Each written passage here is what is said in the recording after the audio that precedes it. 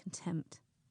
Like Helena, she was tall with red hair, and she had no patience for offers of false comfort.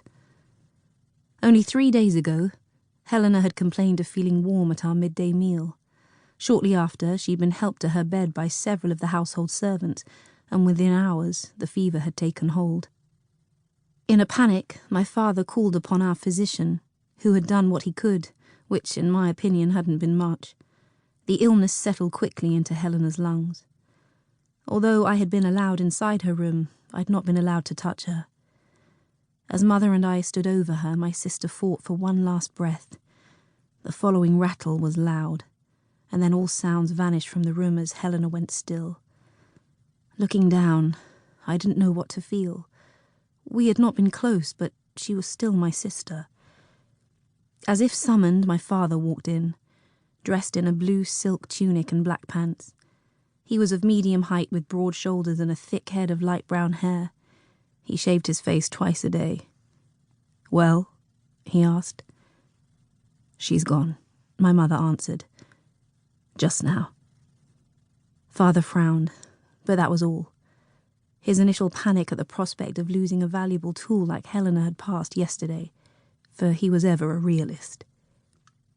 Walking over to the bed, he didn't even look at his eldest daughter. Instead, he looked at me, and I couldn't help noting the disappointment in his eyes. "Megan," he said, "the Volodanes arrived this afternoon. You'll have to take Helena's place." I blinked several times, not certain I'd heard him correctly. "Take her place? What does that—" "You know what it means," he said coldly. Then he turned to my mother. "Make sure she's presentable." I took a step backward as the awful truth set in. The Volodanes were arriving this afternoon, and I was to take Helena's place. Less than an hour later, I found myself seated at the dressing table in my own room, wearing a muslin dress of sunflower yellow that had been hanging in my closet for over a year, and staring at my own reflection as my maid, Miriam, tried to do something with my hair.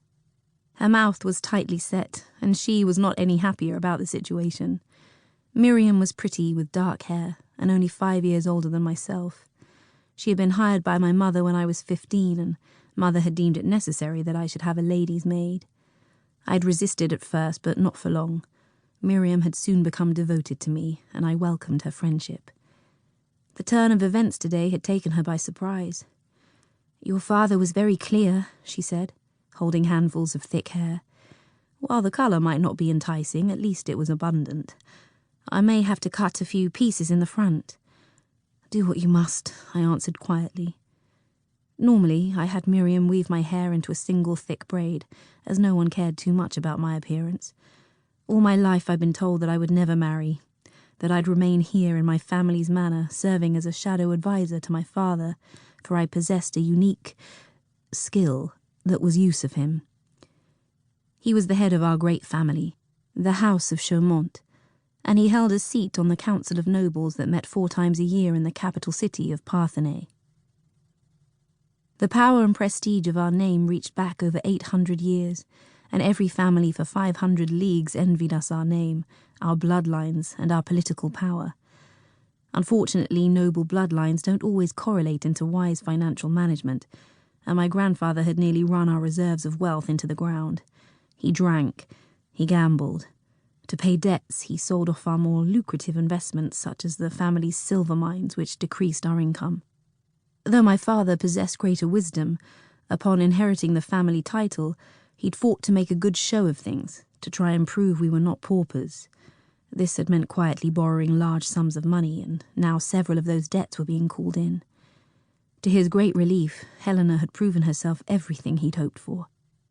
And in recent months, he'd made an arrangement to solve all his immediate financial woes. Another family, the Volodanes, of noble birth so low they were scorned by the better families, had made my father an unprecedented offer. When a young woman married, a part of her worth was determined by the size of her dowry. Lord Jagged, the head of the House of Volodane, had offered a small fortune in exchange for Helena marrying one of his 3 sons. For while the Volodanes might suffer snubs for their painfully low birth, in recent years they'd become one of the wealthiest